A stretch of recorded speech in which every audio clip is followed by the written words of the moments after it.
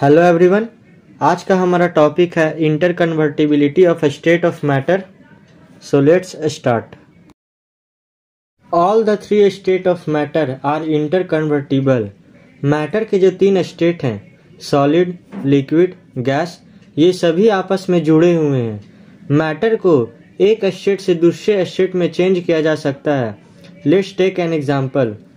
जब वाटर को 0 degree Celsius पे कूल करते हैं, then it is transform into ice. Water ice में चेंज हो जाता है। और जब 100 डिग्री सेल्सियस पे बॉयल करते हैं, ये गैसियस स्टेट वेपर में चेंज हो जाता है। ऑन कूलिंग, ठंडा होने पर वाटर वेपर धीरे धीरे लिक्विड स्टेट में और फिर से सॉलिड में चेंज हो जाता है।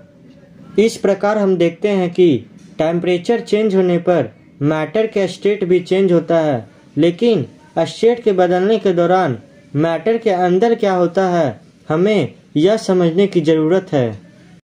एक बीकर में 200 ग्राम आइस लें।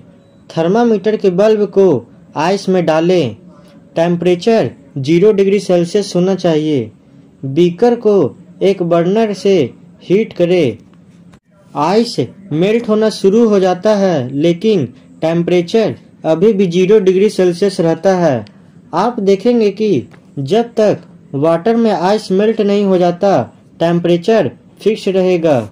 आगे हीट होने पर वाटर का टेम्परेचर बढ़ने लगता है और 100 डिग्री सेल्सियस तक पहुंच जाता है और वाटर बॉयल होना स्टार्ट हो जाता है, लेकिन टेम्परेचर 100 डिग्री सेल्सियस पर फिक्स रहता है जब तक सभी लिक्विड वेपर में चेंज नहीं हो जाता।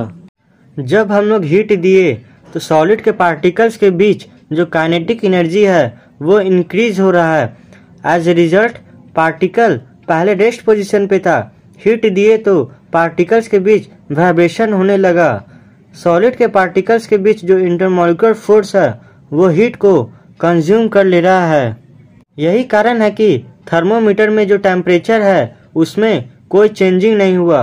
पार्टिकल सब बढ़ी हुई स्पीड के साथ फ्री होकर आगे बढ़ते हैं, इससे आइस पिघलने लगती है। The temperature at which a solid goes into liquid state at atmospheric pressure is known as melting point of the solid. जिस टेम्परेचर पर एटमॉस्फेरिक प्रेशर में एक सॉलिड लिक्विड स्टेट में चेंज हो जाता है उसे मेल्टिंग पॉइंट कहते हैं।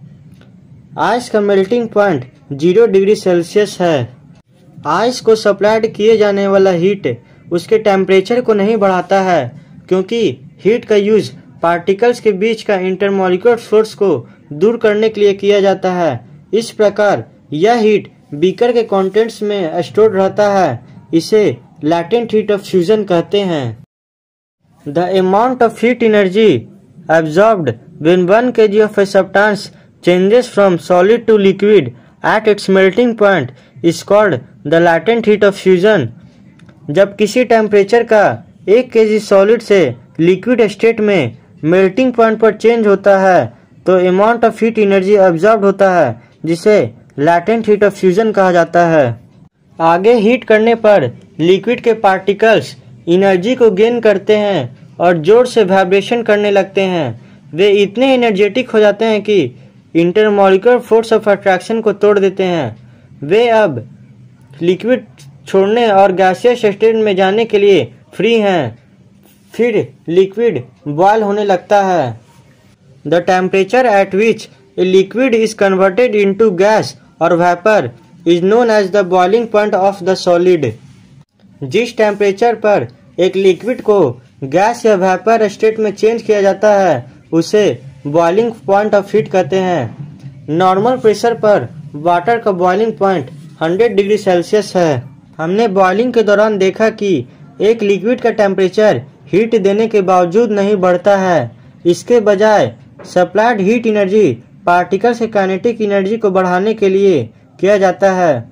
जब पार्टिकल्स पर्याप्त एनर्जी एक्वायर कर लेता है तो वे अदर पार्टिकल्स के अट्रैक्टिव फोर्स को दूर करते हैं और वेपर स्टेट में चले जाते हैं। जैसे लिक्विड द्वारा रिक्वायर्ड हीट एनर्जी लिक्विड के बल्क के अंदर छिपी रहती है। इसे लैटेंट हीट ऑफ वेपोराइजेशन कहते हैं। The amount of heat energy absorbed When 1 kg of a substance changes from liquid to vapor at its boiling point is called the latent heat of vaporization of the liquid. जब 1 kg substance को liquid state से vapour state में change होता है तो जितना heat energy absorb होता है उसके बॉइलिंग पॉइंट को लैटेंट हीट ऑफ वेपोराइजेशन कहते हैं। और जब ठंडा करते हैं तो रिवर्स प्रोसेस होता है, गैस और वेपर लिक्विड स्टेट में चले जाते हैं और जब लिक्विड को कूल किया जाता है तो वह सॉलिड में ट्रांसफॉर्म हो जाता है। The next topic is difference between steam and boiling water. Steam और बॉइलिंग वाटर में दोनों का टेम्परेचर सेम होता है, लेकिन स्टीम बॉइलिंग वाटर के कंपैरिजन में अधिक बर्न होता है। इसका कारण यह है कि लैटेंट हीट ऑफ वेपोराइजेशन के फॉर्म में स्टीम में एक्स्ट्रा हीट एनर्जी होती है। इस प्रकार के चेंजेस का समरी इस प्रकार दिखाया जा सकता है। The following activity will help you understand how the particles of solid, liquid and gases move. एक ट्रांसपेरेंट जार में पी साइज के थर्माकोल के बल ले। जार के माउथ को स्ट्रेचेबल रबर शीट से कवर कर दे और उसे कस कर बांध दे। अब रबर शीट के सेंटर में एक स्ट्रिंग बांधे, इसे टेप करे ताकि यह अच्छे से फिक्स्ड और सिक्योर रह सके। जार को टर्न करे, स्ट्रिंग को पहले धीरे से फिर लास्ट में जोर से प्लग करे।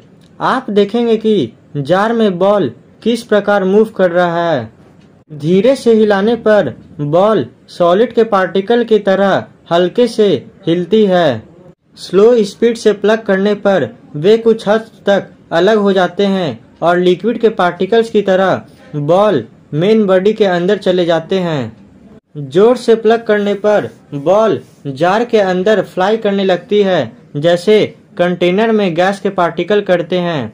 इस एक्टिविटी से आप लोग यह समझ सकते हैं कि सॉलिड, लिक्विड और गैस के पार्टिकल कैसे मूव करते हैं। The next topic is measurement of temperature.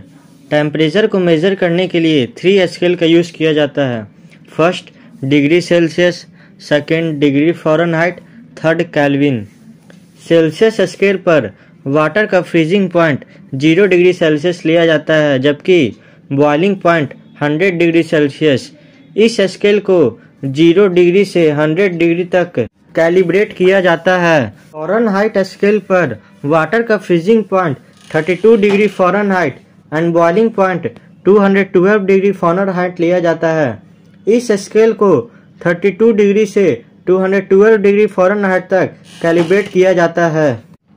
The Celsius and Fahrenheit scale are related with each other as follows. Degree Fahrenheit equal to 9/5 times of degree Celsius plus 32। Kelvin scale पर water का freezing point 273.15 Kelvin and boiling point 373.15 Kelvin लिया जाता है। The Kelvin scale is related to the Celsius scale as follows.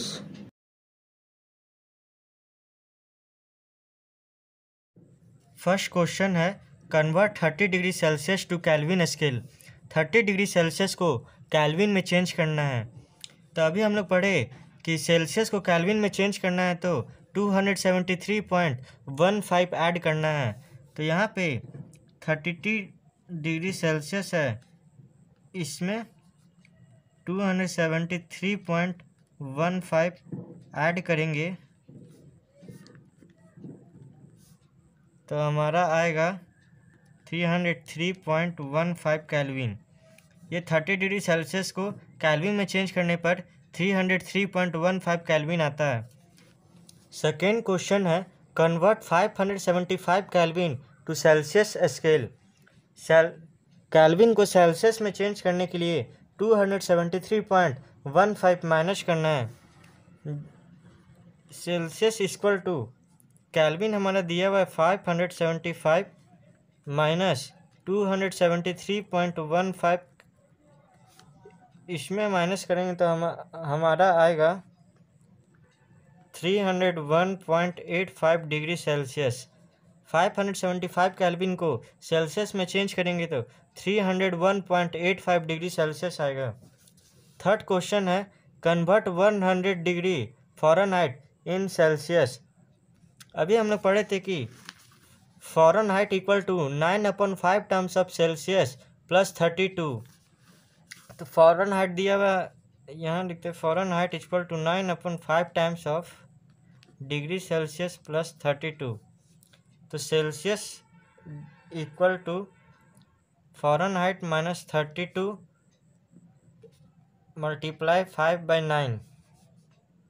Fahrenheit दिया हुआ है 100 degree minus 32 into 5/9। 100 में minus 32 करेंगे तो 68 आएगा,